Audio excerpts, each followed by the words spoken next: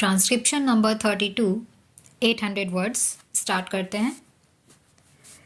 Mr. Vice Chairman, knowing the honorable mover of this resolution to be a good parliamentarian, I had expected that he would place before the House all sides of this problem.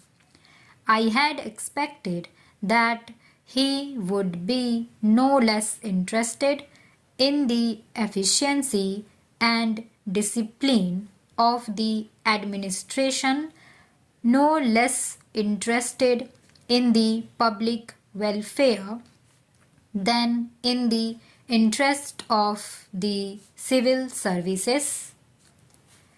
But I am sorry to observe that he has taken only one view of the matter, namely the interest of the civil services alone.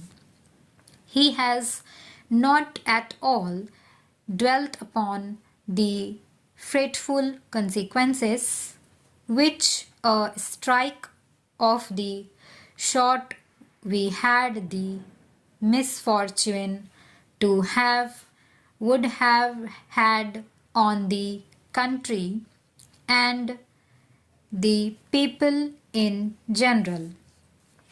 He has spoken, no doubt, in measured tones, unlike the honorable member who sat to his right in the morning and who raised a shout wanting to make up by sound what his arguments lacked in force. I wish to submit to this House that it would be incorrect and it would be imprudent for this House to accept this resolution.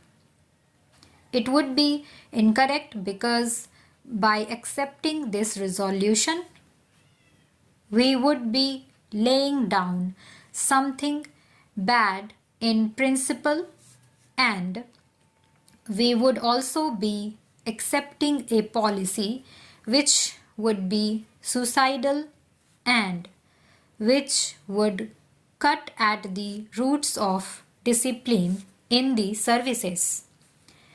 To the merits of reinstatement or otherwise of these persons, I will come later on.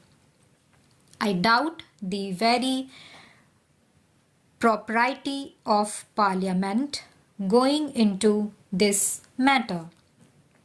Now, let us see what has happened.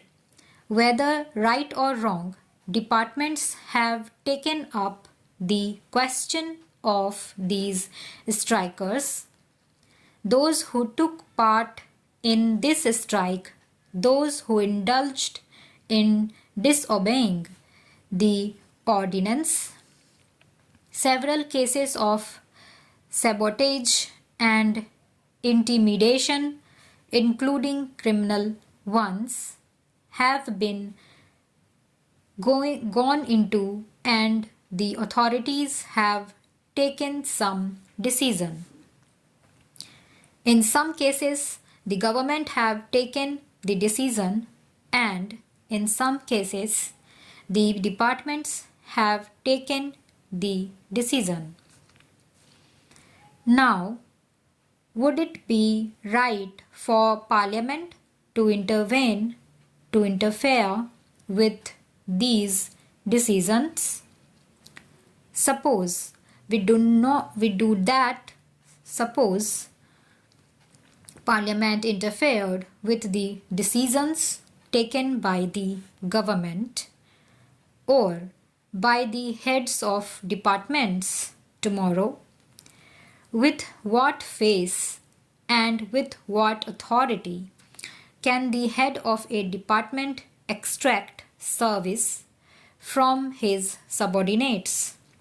This is the question which the Honorable the mover must see, and also the other honorable members who have spoken in support of the resolution.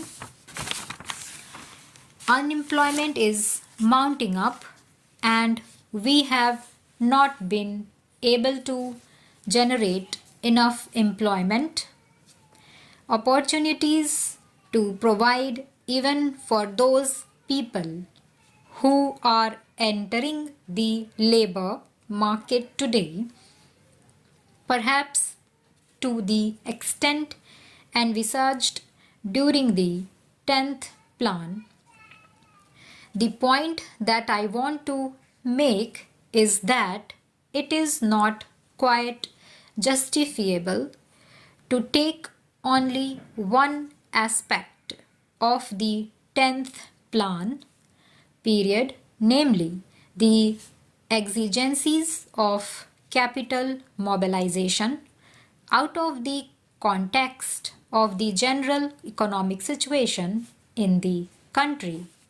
When we are therefore making this huge tax effort, we will have to apply our mind with equal seriousness, if not more, to see that the income generation in the community is as great as is envisaged, so that the savings and investments could be effected without disturbing unnecessarily the consumption pattern in the community. Whenever there is any tax on corporations, this cry is raised, and this cry is always belied by what the industrialists themselves have claimed to be the sensitive barometer to find out the climate for capital information. I mean the stock exchanges.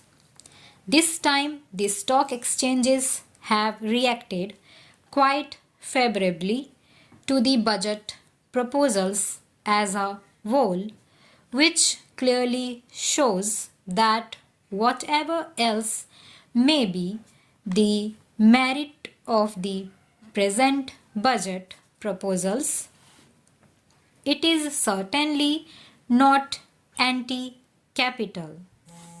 Last year also the stock markets boomed up after the taxation proposals were announced. This time, though they were a little hesitant at first, ultimately I think they have realized that there is nothing wrong with the taxation proposals and they are now merely mounting up.